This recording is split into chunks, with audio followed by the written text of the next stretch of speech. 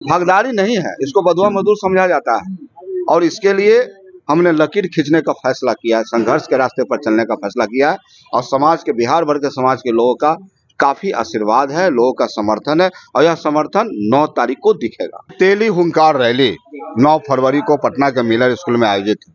आबादी के अनुसार भागीदारी सुनिश्चित हो, इस संघर्ष को लेकर हम चले।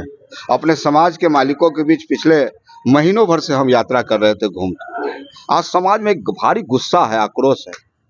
आज बिहार में 7 विधायक है साहब, एनडीए में एक भी विधायक को मंत्री नहीं बनाया जाता। पेपर लीक हुआ बीपीएससी का, पेपर को कैंसिल करो, पुनः एग्जाम कराओ, सरकार उसको डंडे से पीटती है। रात के अंधेरे में महिलाओं को खदेड़ खदेड़ के मारती है। लोकतंत्र खत्म हो गया है, पूरी तरह से अंग्रेजी हुकूमत बिहार में कायम हो गया है। और जनता त्राहिमाम है, 2025 में जनता अंगड़ाई लेगी और निश्चित रूप से बिहार का मुख्यमंत्री तेजस्वी प्रसाद यादव। नमस्कार, स्वागत आपका लाइव बिहार में। मैं हूं आपके साथ है संदीप सिंह। 3 साल बिहार में विधानसभा का चुनाव होने हैं और देखिए, चुनाव से पहले तमाम जो पार्टियां हैं वो लगातार चुनावी तैयारी में जुट गई है, लगातार कार्यक्रम कर रहे हैं और अपने समाज को भी एकजुट करने में लगे हुए हैं। और इसी कड़ी में आरजेडी से प्रधान महासचिव सब मोरबा विधायक रणविजय साहू भी एक बड़े कार्यक्रम करने जा रहे हैं और अपने समाज के लोगों को एकजुट करने जा रहे हैं। और इसी को लेकर के आज प्रेस कॉन्फ्रेंस का भी आयोजन किया गया था। सीधे जुड़ेंगे रणविजय साहू जी से, बात करें तो मुद्दे को लेकर के आज आपने प्रेस कॉन्फ्रेंस का आयोजन किया गया था, क्या कुछ होने वाला है, किस चीज को लेकर? देखिए, तेली हुंकार रैली 9 फरवरी को पटना के मिलर स्कूल में आयोजित है। आबादी के अनुसार भागीदारी सुनिश्चित हो, इस संघर्ष को लेकर हम चले। अपने समाज के मालिकों के बीच पिछले महीनों भर से हम यात्रा कर रहे थे घूमते। आज समाज में एक भारी गुस्सा है, आक्रोश है। आज बिहार में 7 विधायक है साहब, एनडीए में एक भी विधायक को मंत्री नहीं बनाया जाता। 40 लोकसभा की सीटें हैं, हमारे समाज को एक भी टिकट नहीं दिया जाता। जो टिकट है उसको काटा जाता है, बंधुआ मजदूर समझा जाता है। आज बिहार में 75 एमएलसी की सीटें हैं, लेकिन आज एक भी हमारे लोग काउंसिल में नहीं है, एमएलसी नहीं है। तो समाज तो गुस्से में है, समाज आक्रोशित है और समाज के हम अध्यक्ष हैं। संख्या के आधार पे भागीदारी नहीं है, इसको बंधुआ मजदूर समझा जाता है। और इसके लिए हमने लकीर खींचने का फैसला किया है, संघर्ष के रास्ते पर चलने का फैसला किया है। और समाज के, बिहार भर के समाज के लोगों का काफी आशीर्वाद है, लोगों का समर्थन है, और यह समर्थन 9 तारीख को दिखेगा। विधानसभा का चुनाव भी इस साल होने वाला है, चुनाव को कैसे देखते हैं? और जिस प्रकार से आपके नेता कह रहे थे, जिसकी जितनी संख्या भारी उसकी उतनी हिस्सेदारी, क्या हिस्सेदारी मिलेगी? निश्चित तौर पे आबादी के अनुसार हिस्सेदारी मिले। माननीय नेता तेजस्वी प्रसाद यादव जी का ही दूरदर्शिता है, सोच है कि उन्होंने आज जातीय आधारित जनगणना कराया। आज बिहार राज्य अव्वल स्थान पे पूरे देश में है जिन्होंने इस काम को कराया, और क्रेडिट तेजस्वी प्रसाद यादव को जाता। आपको याद होगा, राष्ट्रीय जनता दल का यह मैनिफेस्टो रहा है, राष्ट्रीय जनता दल का यह एजेंडा रहा है। लगातार हम लोग सड़कों पर धरना किए हैं, प्रदर्शन किए हैं। तो लगातार जो आज पॉलिसी बना, आज 2 लाख रुपया ईबीसी को दिया जा रहा है रोजगार करने के लिए। ये तो जातीय गणना हुआ, तब तो स्पष्ट हुआ। राहुल गांधी फेक बता रहे हैं। राहुल गांधी जी का चिंता देश स्तर पर है। राहुल गांधी जी चाहते हैं कि देश स्तर पर जातीय गणना हो, और जहां ईबीसी हो, ओबीसी हो, दलित हो, महादलित हो, आदिवासी हो, उनके सही आंकड़े आवे, उस पर पॉलिसी बने। तेलंगाना हो, आंध्र प्रदेश, कई जगह हुए हैं जातीय गणना। तो राहुल गांधी की चिंता बिल्कुल जायज है। आखिर भारतीय जनता पार्टी जातीय गणना क्यों नहीं कराना चाह रही है? डर कहाँ, किस बात की डर है?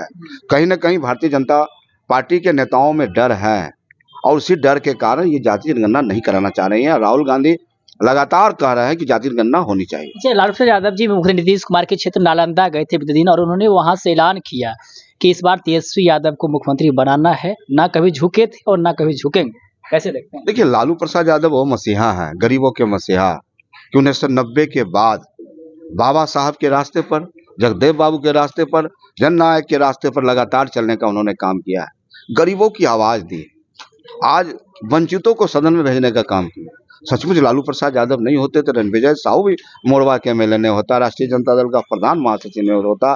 तो ये साबित करता है कि लालू प्रसाद यादव ने बेजुबानों को आवाज देने का काम किया है, गरीबों को आवाज देने का काम किया है। इससे कोई इनकार नहीं कर सकता है। अब माननीय नेता तेजस्वी प्रसाद यादव एक नौजवान है, युवा है, उनमें युवा सोच है, एक ब्लूप्रिंट है बिहार को आगे बढ़ाने की। 17 महीने में उन्होंने करके देखा। तेजस्वी मॉडल ही था जो 5 लाख से ज्यादा नियुक्ति देने का काम हुआ। तेजस्वी यादव ने कहा कि मेडल लाओ, नौकरी पाओ। तेजस्वी प्रसाद यादव नहीं, कई हेल्थ विभाग हो, कई ऐसे विभाग है जिसमें मूलचूल परिवर्तन किया। तो तेजस्वी प्रसाद यादव का ये युवा सोच है, नौजवान सोच है, बिहार को तरक्की की ओर ले जाना चाहते हैं, बिहार से पलायन रोकना चाहते हैं, बिहार की बेरोजगारी दूर करना चाहते हैं, वही व्यक्ति कर सकता है जिसमें सोच हो। दूसरी ओर नीतीश कुमार जी एक थका इंसान की तरह लगातार बिहार को अफसरों के हवाले कर चुके हैं। लोकतंत्र खत्म हो चुका है, आज अफसरशाही हावी है, थाने में कोई सुनने वाला नहीं है, ब्लॉक में घुसखोरी हो रही है, कोई देखने वाला नहीं है, जनता त्राहिमाम है, जनता सड़कों पर है, नौजवान युवा छात्र इंसाफ मांगते हैं सरकार से। पेपर लीक हुआ बीपीएससी का, पेपर को कैंसिल करो, पुनः एग्जाम कराओ, सरकार उसको डंडे से पीटती है, रात के अंधेरे में महिलाओं को खदेड़ खदेड़ के मारती है।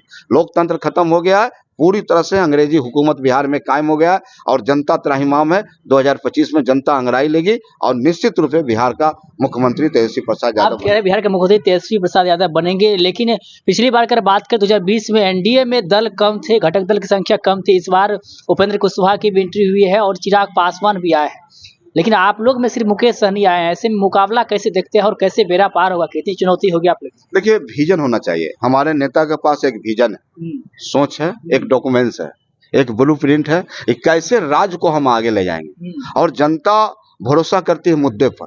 तेजस्वी प्रसाद यादव डायरेक्ट मुद्दे की बात करते हैं।